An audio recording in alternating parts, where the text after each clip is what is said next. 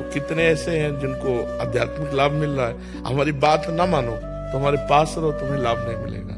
बात मानना तो आप उसे किसी तरह अध्यात्म से जोड़िए, नाम से जोड़िए। राम नाम, कृष्ण नाम, हरि नाम, राधा नाम, नाम जपने लगे सो बस मंगल हो जाएगा। आप देख लीजिएगा। जी, ओवर थिंकिंग में अभी हम एक जने से बात कर रहे थे, उसको भी यही वो था। तो भय का बहुत वो रहता है जी, हर चीज का भय। वो मतलब बार बार कह रहा था मुझे डर लगता है, ये दवाई से डर लग रहा है। देखो, अपने द्वारा कुछ ऐसे पाप हो जाते हैं जिनको हम प्रकट नहीं करते, जिनका कोई दंड नहीं मिलता, वो बुद्धि पर, बुरी दशा आने के पहले बुद्धि बदली जाती है। समझ रहे हो ना? सबसे पहले जो हमें दंड मिलेगा भागवतिक, वो बुद्धि पर मिलेगा। अब वो ऐसा भयभीत होने लगा कि बिना कारण के भी भयभीत हो रहा है।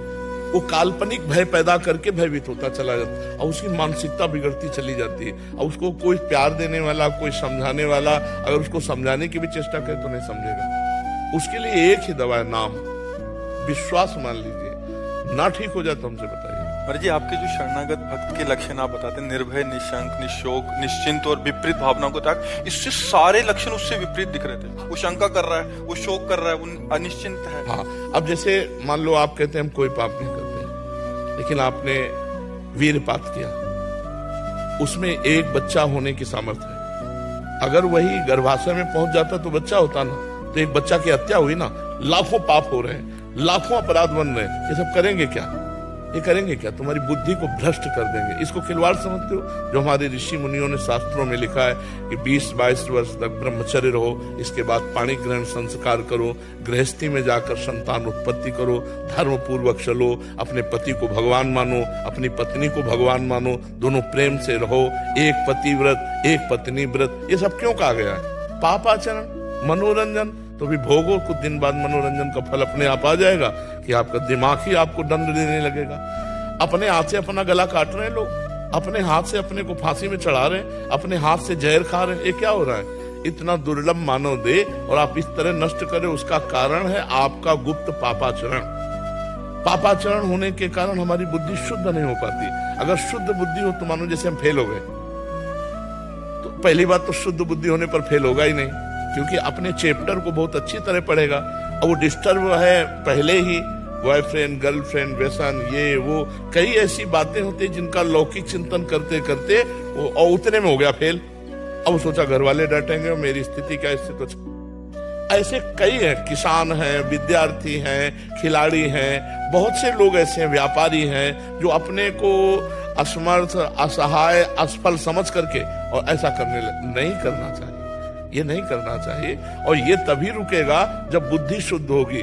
तभी तो देखो, सबको प्रातःकाल उठने की आज्ञा हमारे ऋषियों को है, सबको अर्घ देने की, चाहे जिस कुल का हो, चाहे सबको सूर्य भगवान का आदर करने की और सबको नाम जप करने की, अपने यथायोग्य अधिकारानुसार मंत्र जप करने की।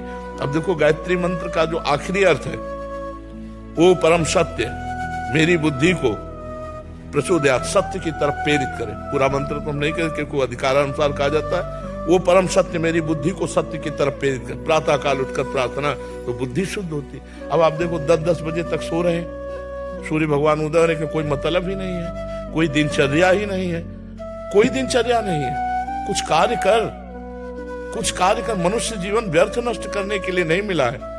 देखो, आज भी बीमार स्थिति शरीर की है, हम 11 बजे उठ जाते हैं, 12 बजे तक बैठे रहते हैं, 12 बजे के बाद थोड़ा टहले फिर बैठ गए, 1 बजे शौच स्नान, 2 बजे आ गए रोड में, 2 बजे क्या, 2 बजे के 10 मिनट कम, 1:50 पे आने। हाँ, 2 और फिर देखो सब दिनचर्या चल रही है। अरे मनुष्य जीवन मिला, खूब डट के मेहनत करो, जिस डिपार्टमेंट में हो। मतलब बाबा जी हो तो डट के भजन करो, तपस्या करो, कष्ट सहो, जगत मंगल करो। जो जहां है डट के करे तो मनुष्य जीवन की सार्थकता है। खाली बैठे हो मन तुम्हारा शैतान हो मार देगा। तो जो डिप्रेशन में, उनको कोई कार्य बताओ, उनके अनुसार, उनकी सामर्थ्य के अनुसार कोई भी कार्य कर ले, मतलब उसके अनुसार थोड़ा सा कार्यरत होना जरूरी है। बेकार आदमी डिप्रेशन में नहीं जाएगा और क्या जाएगा। और नाम जप करें और उसको बौद्धिक स्तर से पुष्ट करो। थोड़ी देर उसको आध्यात्मिक बातें बताओ, थोड़ी देर उससे बातचीत करके समझो कि इसकी दशा कहाँ डाउन हुई है, किस जगह है, ये डिप्रेशन का इसका कारण क्या है। तो विचार शक्ति ही हमको महान बनाती है, विचार शक्ति हमको नीचे